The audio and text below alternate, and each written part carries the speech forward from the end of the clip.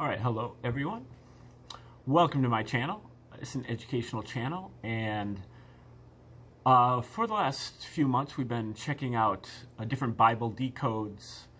This is number 119, and this is again coming from the book from Michael Menescot's, M-E-N-A-S-G-O-T-Z, called Christianity's Origins as a Flavian Secrecy Cult.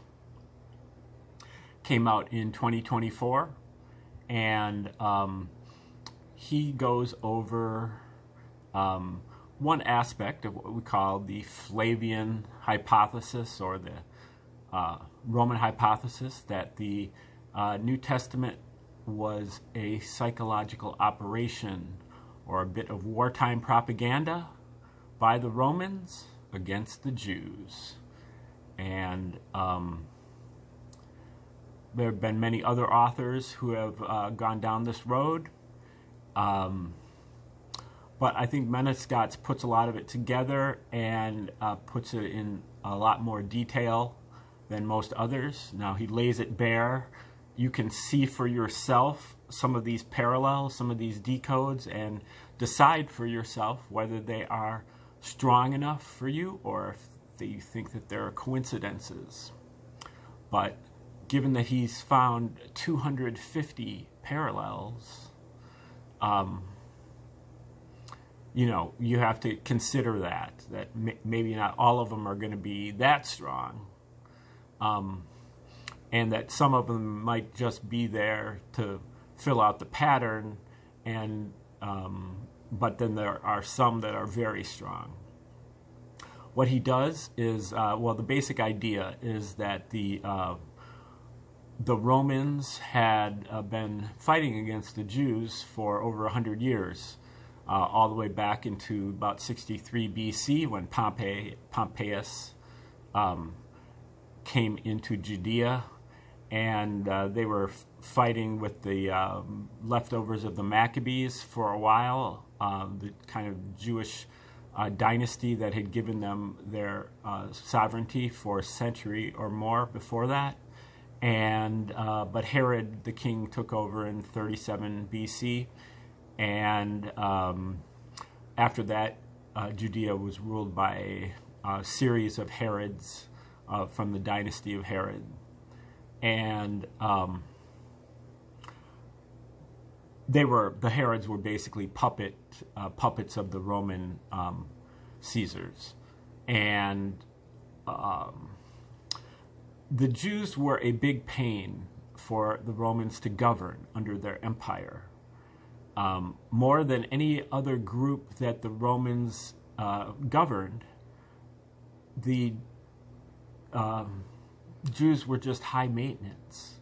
They were always revolting, uprising, insurrecting, and even warring against the Romans because of their separatist religion, their monotheistic God, and their chosen people moniker, and their long list of idiosyncratic rituals that they had to keep up, their circumcision, their kosher food laws, their animal sacrifice laws, and their stricture against graven images.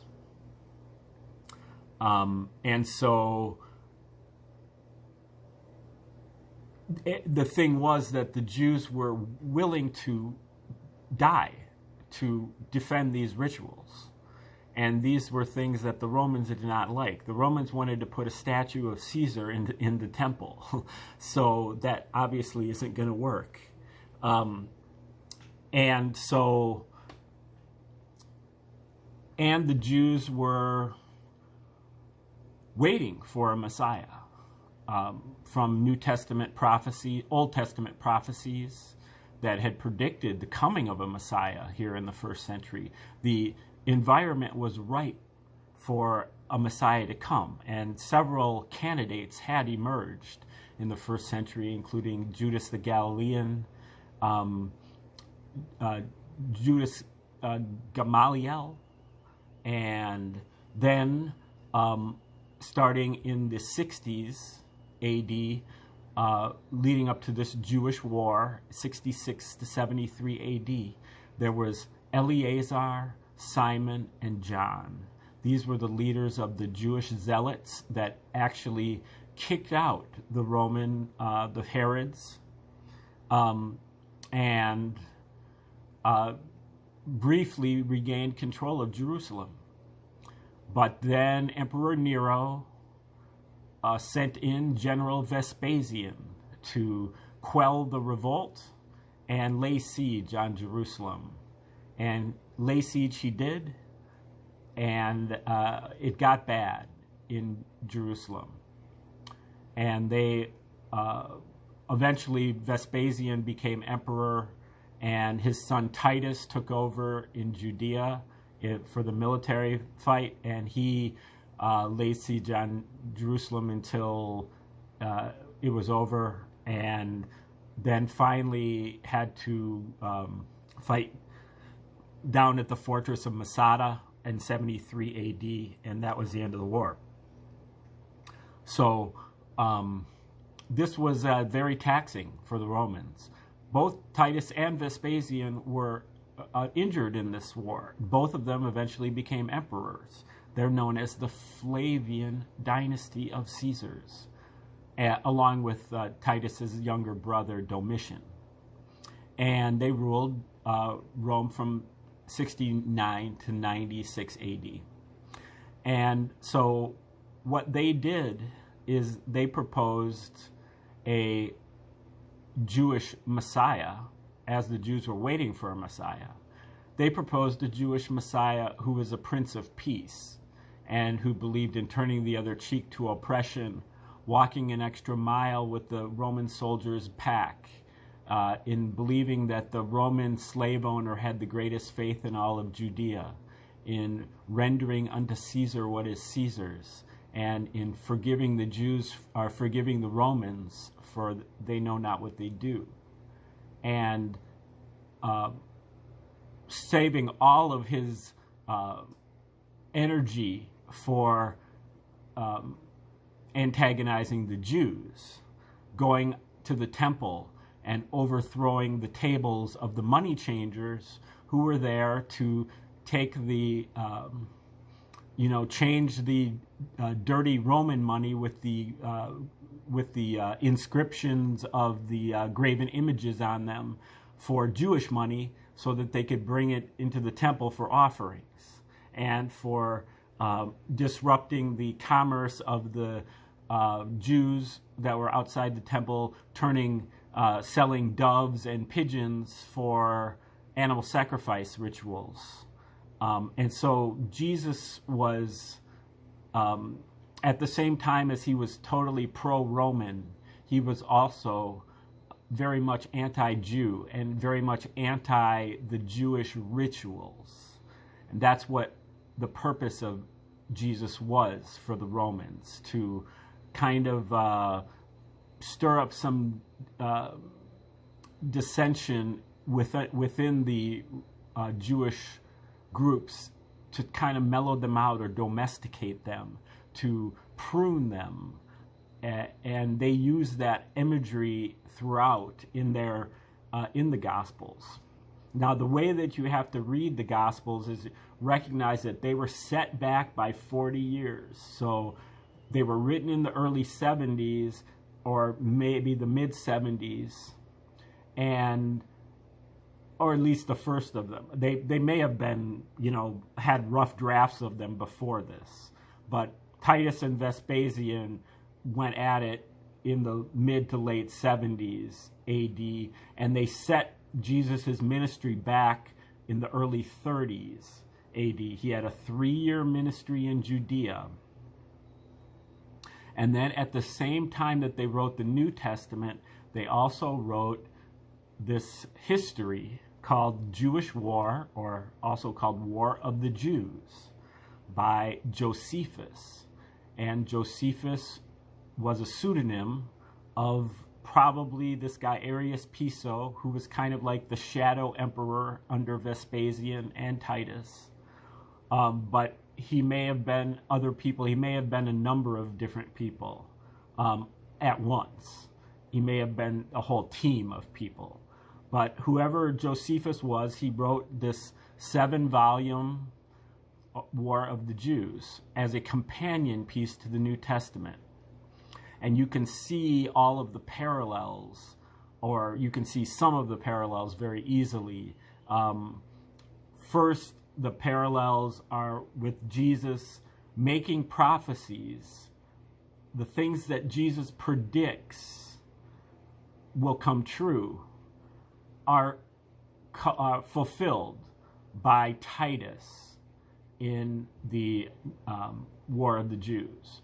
Jesus has a 3-year ministry in Judea in the early 30s. Titus has a 3-year military campaign in Judea in the early 70s. All the places that Jesus goes on his adventures during this 3-year ministry are the exact same places that Titus goes in the same order in his military campaign. And each one of the different events that occurs in Jesus' life are mirrored in a symbolic, or really more of a literal manner, by Titus in the War of the Jews. So that's one set of parallels. But Michael Menescot's dug in a little bit further, and he looked at particularly the book of Luke, and he found, oh boy, I just screwed up here, and I lost my place here. Anyway, he found 250 parallels from War of the Jews just in the book of Luke.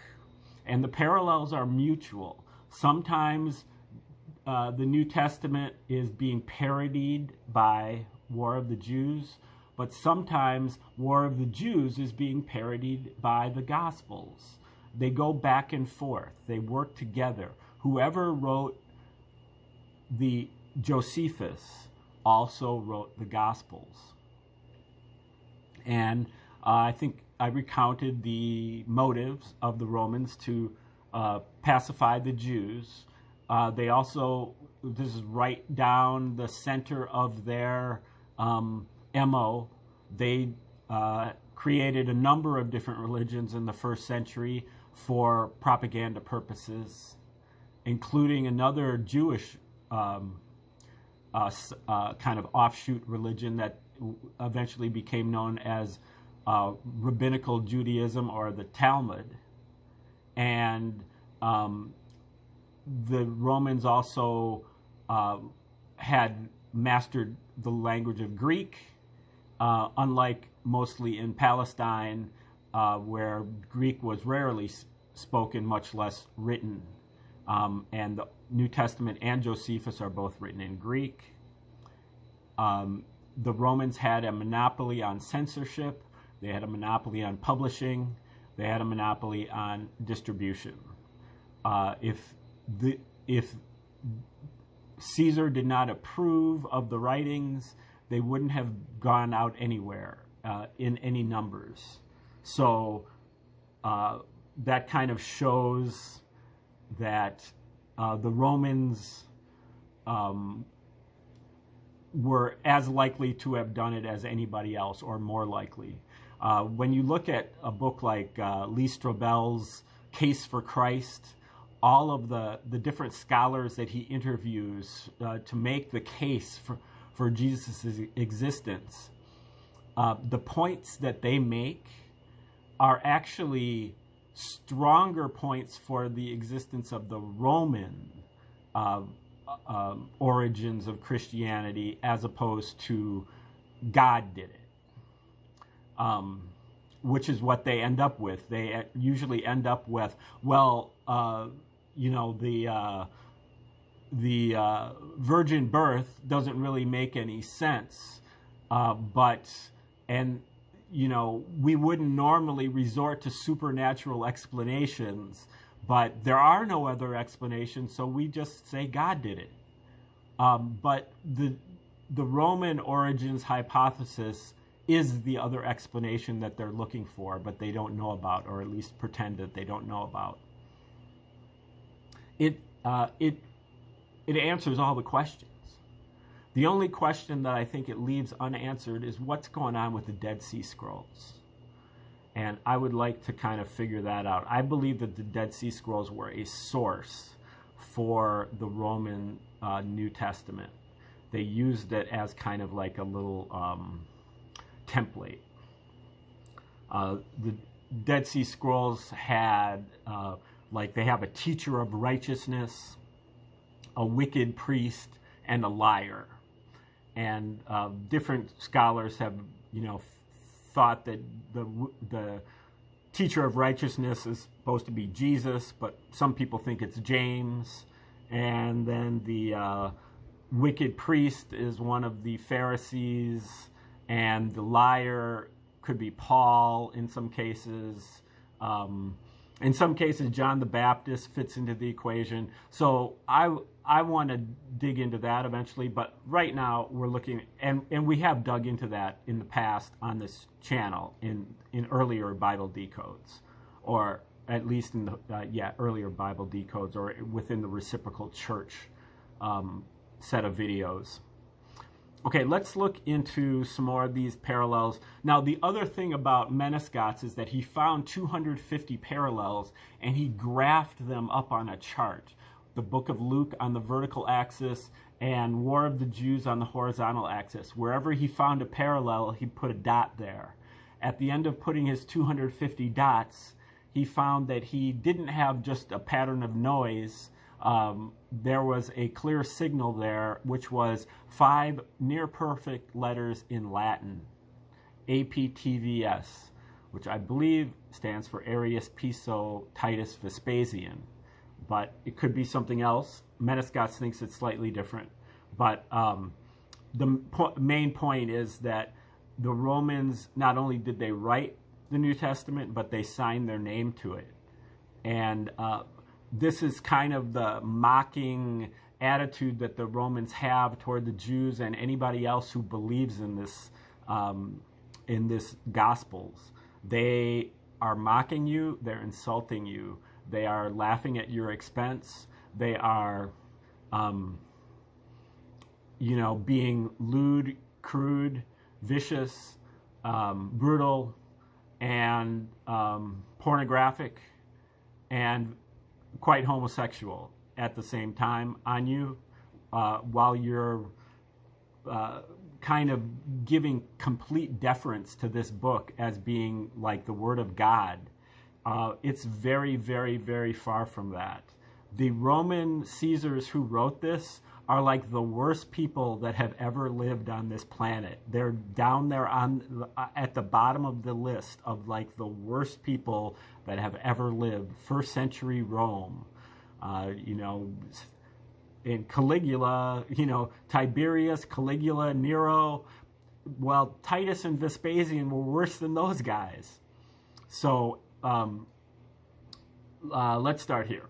Okay, and this is where Menescats is finding certain patterns that are, I think, between Josephus, the character Josephus, because Josephus claims that he was in this war as one of the Jewish military generals before he surrendered and defected to the Romans, and how that mirrors Luke. Okay, so, and mirroring Luke, Jewish war describes a discussion of fourfold gain being achieved by false accusation, and the gain specifically being a gain of 4 cities. So this is in Luke 19:8. And Zacchaeus stood and said to the Lord, "Behold, Lord, the half of my goods I give to the poor. And if I have taken anything from any man by false accusation, I restore him fourfold." And then skipping a few verses, and the second came, saying, "Lord, your pound has gained 5 pounds. And he said likewise to him, "Be you also over 5 cities."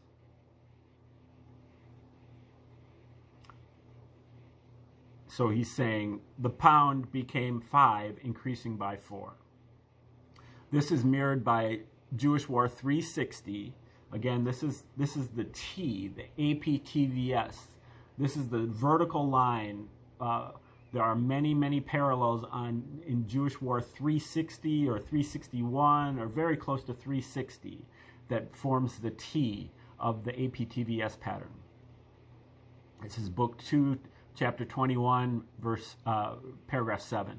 Jerusalem sent 4 commanders, including Simon and Judas, since these were the most able speakers, in order to withdraw the goodwill of the people from Josephus. And by these means 4 cities revolted from him. But Josephus regained those 4 cities without war by routing those 4 commanders. So he's saying the 4 commanders had taken 4 cities from Josephus by false accusation, implicitly 1 city per commander. But Josephus had the 4 cities restored back to him, therefore are fourfold what each commander had individually gained. That seems like kind of a stretch to me. And, you know, whenever he gets into stuff that's implicit as opposed to explicit, I kind of question why he puts it in there. I guess it is a parallel because there are 4 cities and there's a fourfold gain, and but it's really, this is a dot filler. This is just to put another dot there, and Menescot's would do better, I think, if he just left out all the implicit stuff, because he's got enough evidence as it is. You know, it would be better if he just gave 200 parallels that were all strong, as opposed to 250, of which 50 are weak. The weak ones don't bother me. It's the implicit ones, where it's like you have to read into it. Okay, and mirroring Luke, Jewish War in the Slavonic version only refers to Jesus Christ dying on the cross, mentioning him being condemned by Pilate, and appearing alive on the 3rd day. In Luke, this is found in chapter 3, particularly at 23:33. Note, this only appears in the Slavonic version of Jewish War. The description of Jesus is expanded on in more detail in Antiquities of the Jews, which is also written by Josephus about 20 years later than Jewish War. He was still living at Rome at this time, the whole time, most of which is an expanded retelling of the first half of Jewish War. The surviving version of Antiquities dates from the 90s, 2 decades after Vespasian, so we must be cautious here, given that Luke only parodies the second half of Jewish War, and we know that Jewish War states that there was an earlier version. We should consider the possibility that the parallels relating to the first 300 or so paragraphs of Jewish War might have been added during Domitian's reign a decade or 2 later. I think there's definitely something to that, although I don't know if it was Domitian or maybe it was Arius Piso. According to Roman Piso, one of the distant relatives of Arius Piso, according to him, Domitian banished Arius Piso when he took the reins in 81 AD. And he claims that Domitian murdered his brother Titus and then banished Arius Piso away from Rome. So it's hard to say who might have written this, but I think there's definitely something to, if you look at the APTVS pattern, the T, V, and S are much more built up than the A and the P. And the parallels from the later part of War of the Jews are much more detailed, and they're just better parallels in general than the ones that come early in the book. And the history, the Jewish War, starts in 66 AD. And if you look at like the first 2 or even part of the 3rd volume of, or at least the first 2 volumes of Jewish War, they go all the way back to like 150 BC. So they could have been put on later, and that would be the A and the P part.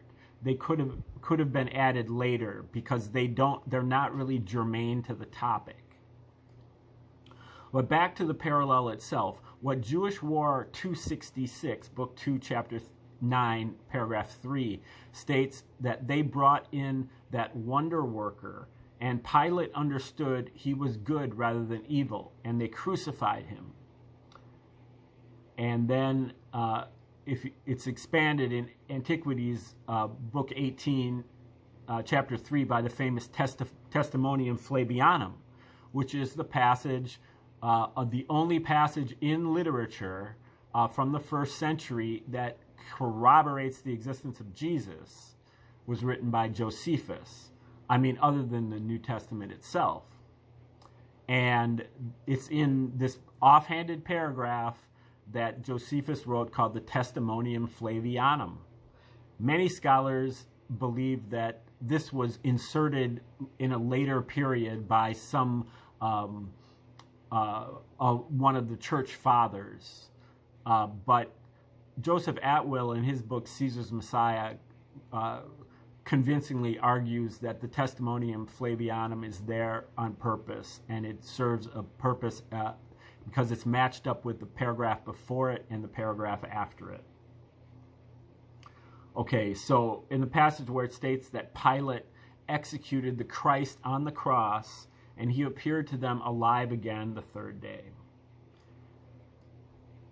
Okay, and mirroring Luke, Jewish War describes a person being found blameless by Romans and provides a sacrifice, with someone becoming king of the Jews at a place named after a skull. And this is placed on an inscription for all to see, coupled with a 3-year activity of a king.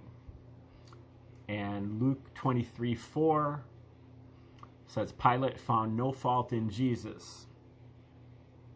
And then skipping to verse 38, and after they walked in procession to Calvary, the place of the skull, also known as Golgotha, Jesus was crucified with an inscription above him saying, King of the Jews. And that was written in Latin, Greek, and Hebrew or Aramaic. I can't remember. Okay, now in Jewish War 278 to 280, the Senate at Rome, the soldiers declared Claudius, the new emperor, to be blameless. And Claudius went without delay to make sacrificial offerings to God, and he gave Judea to Herod Agrippa. So Herod Agrippa became king of the Jews. And at the capital, the Roman capital, is also named after a skull, which was at the end of the parade or of any triumph. So whenever the Romans defeated somebody in battle, they had a triumph parade where they, took the generals from the losing team and ridiculed them and drug them through the streets in chains and threw stuff at them before they executed them. This was their big thing. So this was also at a place of the skull. And had this news engraved in brass where all could see. And Agrippa reigned there 3 years. So in this case, Herod Agrippa is the mirroring of Jesus, saying King of the Jews and a 3-year reign. Although the 3-year reign doesn't really, I don't think it's not mentioned in this Luke passage, but I guess overall his ministry was 3 years. So I guess that's what he's saying. I think it's a clear parallel, but it could be better explicated. Sacrificial lambs or sacrificial offerings, a procession, a place of a skull, and being blameless, and the King of the Jews.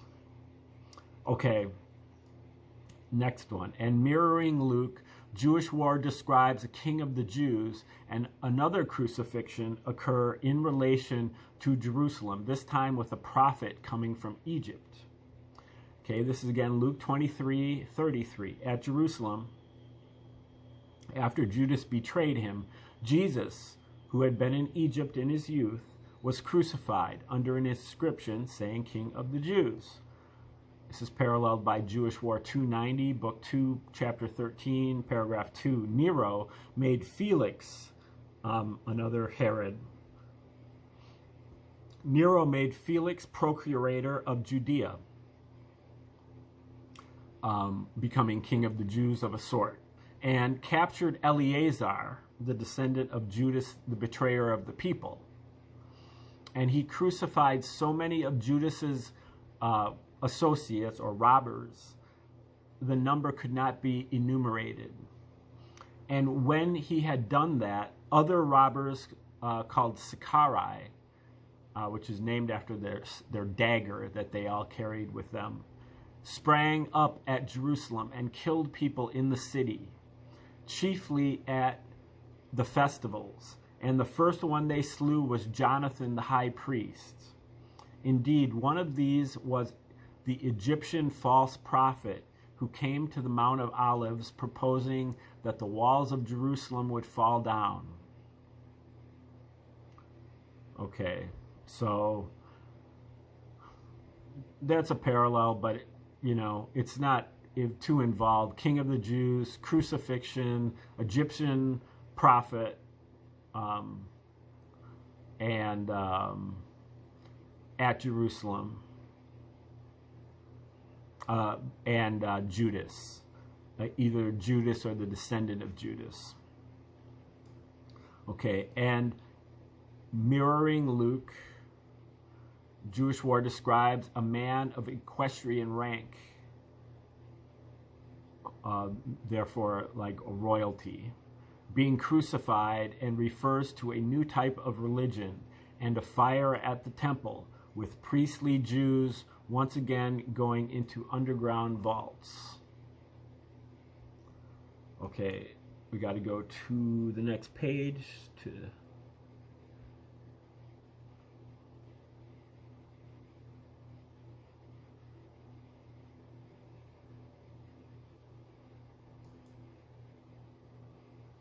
I think I did that right. Sorry about this. Okay. Okay. Luke 23:33 again. Jesus, who represents Titus the equestrian Roman, is equated with nobility. By the presence at birth, by his purple robe and crown at death,